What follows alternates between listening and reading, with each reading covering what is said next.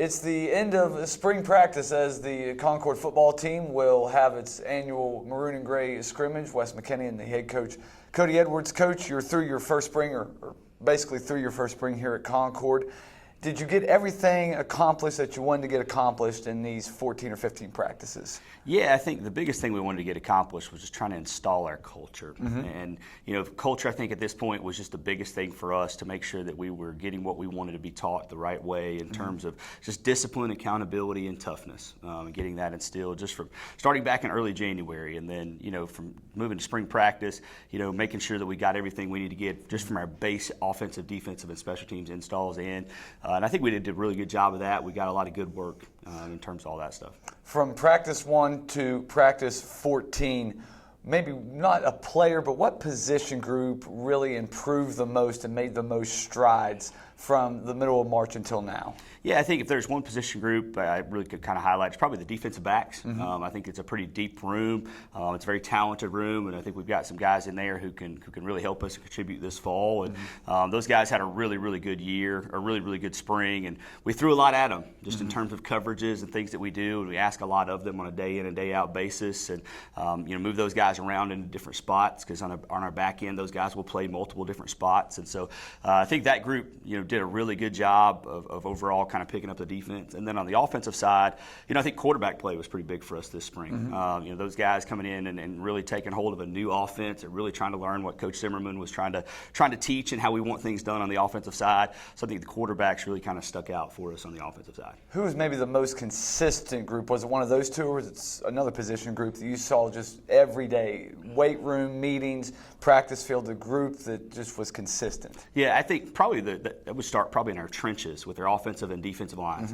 We were a little bit limited on numbers on the offensive side of the offensive line. We only have about 5 or 6 of those guys total, but those guys showed up to work every single day. They've improved dramatically from when we started in mid-January. And then our defensive line group, I think it's a very solid and very strong group for us. So defensive line, those guys bring it every day. We've got some guys in there who are really trying to lead and really trying to make a difference in our football program. And so I think that group overall, in the trenches, offensive line, defensive line, really, really held strong. Not only do you have players trying to gel here during the spring, but a new coaching staff. You bring a couple guys with you from Western Carolina, but the offensive side of the ball is completely new. So how is that coaching group just kind of morphed together here throughout the spring, and everyone's kind of found their strengths and weaknesses on the practice field? Yeah, and I think I was really fortunate to be able to hire guys that I have a relationship with and knew in the past. Obviously brought 2 or 3 guys with me from Western Carolina that I've worked with directly.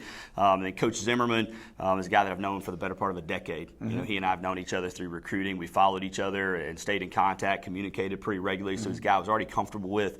And then Coach Cox, our offensive line coach, came from Auburn, but we had some mutual connections really that really spoke highly of him. And so I think that gelling process, or that cohesiveness, we were able to kind of hit the ground running with because we all had a pretty good understanding of each other just from the start. And then we've got 2 GAs on our staff right now. One of those GAs played for us at Tusculum University when I was there, and the other one was with us at Western Carolina. So we've got a staff that's pretty cohesive. The game itself on Saturday, it's not going to be traditional 4-quarter 11-on-11 football, but what does Saturday look like at the spring game? Yep. So we're going to start. We'll start every practice with a little pre-practice walkthrough of work that we'll do. Then we'll go right into stretch at 6:30 p.m. So at 6:30 p.m. we'll start our stretch. We'll go from there. We'll do about 15 minutes of individual where guys will kind of get loose, do some things that we need to do to get ready for the practice for the game.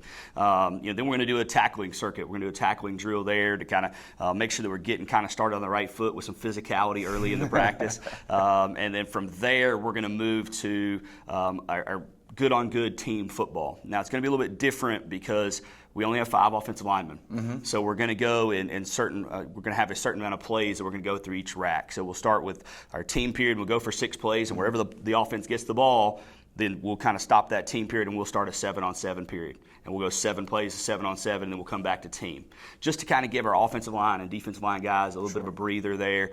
And then, we'll take a kind of a halftime break. And then after that, we're going to do some one-on-one, some competition stuff to kind of showcase our guys for the fans that we have in attendance. And then we're going to kind of finish up with some competitive drills there at the end. It's been 6-7 years since Concord had a spring game. What's kind of been the mood in the locker room here this week, and maybe even the latter part of last week leading up to the spring scrimmage because guys get to go pop pads, they get to showcase what they've done for the better part of a month. Yeah, I think the big thing for me with the spring game was just so that our guys have something that they're working toward.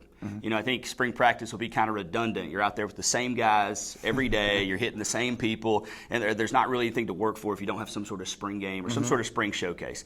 And I think that's the guys have been incredibly positive about it. They're all really, really excited about it just because they get an opportunity to put the pads on in front of the fans, in front of the alumni, in front of our community, and really showcase what they've been able to do, you know, through this spring session that we've had.